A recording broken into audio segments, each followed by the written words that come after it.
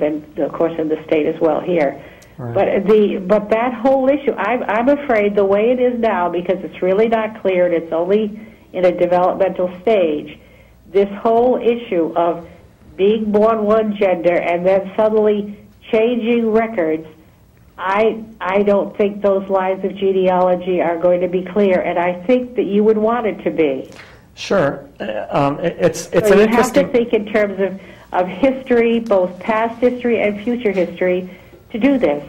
Right. I think you're right. I think that the answer is going to have to involve both the record keeping and education, where so that the individual who has transitioned and dealt with this, what is effectively a painful and humiliating birth defect, this person feels safe with that record, physically safe, as well as they're feeling safe in their employment, having that record out there.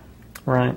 It's a good point, and I know that I'm not sure exactly what the law is now, but it used to be, I believe, in this state that you could have your original birth record sealed by court order. Oh yes, indeed. In the state library, we have special vaults.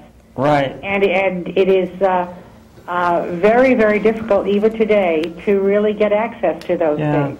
And I'm afraid that maybe something like that might happen again. Yeah. And speaking historically, it becomes very objective in the future. Right. In 100 years or 200 years, it's not going to be the emotional thing that is in your minds or friends or family. Sure. Later on, it becomes very objective. And those people who are doing very sincere research really would want to know these things. And so I think that's another facet of this. Sure. While you're transitioning, I think you also have to be thinking about this aspect of the transition. Yep. To make sure that historically, I mean, because it's an important thing, because you are really forging a new path, and it's very important that you become recognized as leaders in this movement. You see?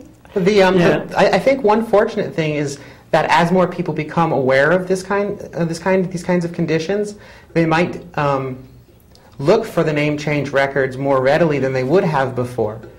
Certainly, transsexual people in society is not a new thing. It goes back a long ways in history as well. But they didn't keep records about it before, and we are keeping records now. So maybe we're on an improving path for that. Right. Well, I hope so, and it's an interesting thing. Yes, well, it is. Good night. Thank you. Thank good you. night. It's an interesting thing. It's just one of those things that it's sort of, we go through all this to transition, and then it's sort of the little things, the little details that pop up that we weren't expecting. Don't always realize the full impact of what you're doing. And it is true. It's something that it's just one of those things. I never thought about that, but she's right. You don't learn these things until, society is never ready for anything. You don't get ready for something until you're confronted with it. So now we're confronted with it, and we have these important things to deal with that maybe we hadn't thought of. And I think that it's really positive, at least it is for me anyway, positive that we are sort of getting to a point where now we're having to actually look at some of the little details. Yeah. Because, we were overwhelmed with the big stuff for so long, and now it's like, we got to look at things like record keeping, and it's like, wow. It's really nice to be at that point that you can worry about some of the details. And as things improve and as society changes, historians will want to go back and track, okay, how prevalent was this in 2008? Well, at least how prevalently was it reported? Right. And it's, it's we're going to all come out of the woodwork now, so it's... Well, and as she said, you have professional record keepers, professional genealogists, as well as your own family 4 generations from now, trying to trace their history. Yeah, God help them.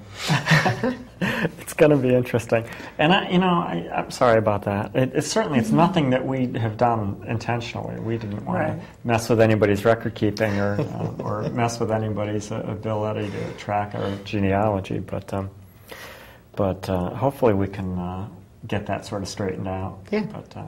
But it's an interesting point, and it's just one of the many things that you don't think about until you get there, and it's like, yeah, here's a whole bunch of little details that that we sort of have to clean up. But all in all, it's sort of a positive thing. Right. And right now, I do think that we have to balance it against personal safety and employment safety in the near term, so that people don't deal with some of the discrimination that still exists, unfortunately. Yeah. And that's not an easy one to answer, Right. because it is a valid concern to think about the data integrity of where we all came from. It's going to be Well, and because it's topical and current, I think it was a week ago was the 10th anniversary of the murder of Matthew Shepard out in Wyoming, where two young men offered him a ride home and took him out to a fence post outside of Laramie, tied him to the fence post and beat him to death with a gun. Well, beat him over the head with a gun and then left him to die. Yeah, that's horrible. It garnered a lot of media attention, and it was only 10 years ago. Right. So Yeah. we have made a great deal of progress in public acceptance and public understanding, and people just not being afraid of us, not being threatened by us. Yeah, But, please don't be afraid of us. Matthew Shepard wasn't transsexual. He was simply a gay man Right. with a very bright future. But Yeah. Yeah. I used to live in Cheyenne, and I was actually living in Cheyenne, I think just about that time, or just before that. And it was interesting. I had not transitioned when I lived out there. right. Cheyenne is a wonderful place, and the people are really nice out there, and it's the cowboy capital of the world. Laramie is just up the road. A very nice place. But and the cowboys are wonderful. They're the nicest people, and everybody out there was great. But they aren't really very accepting of people like us, and or at least they weren't then. I don't think. Well, and a decade and a world's worth of media attention. Yeah. I don't know. Hopefully, it's getting better. Are going to make that broad generalization about them today without meeting them. But I certainly wouldn't have wanted to transition out there. I think it would not have been as well accepted as it is here.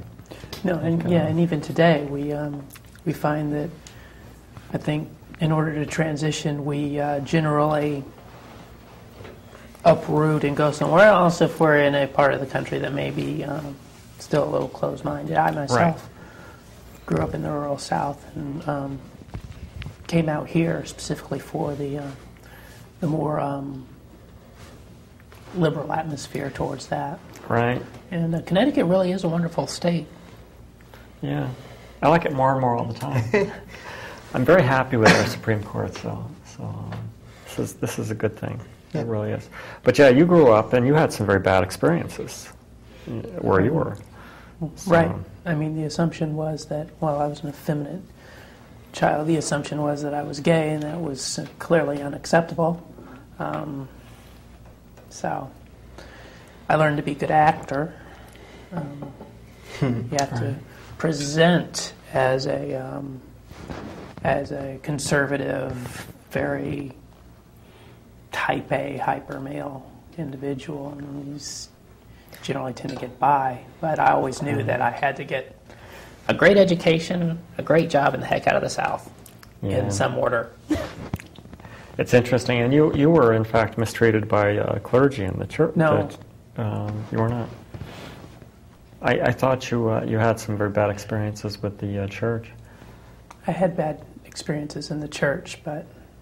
Oh, okay. I'm sorry. I won't go there. But it's an interesting thing. We are very fortunate here, in that although a lot of formal religion will not accept us and thinks we're an abomination, not everyone does. And I was in a Greek Orthodox church on Saturday for my friend's wedding and did not burst into flames. Wow. I'm very glad for that.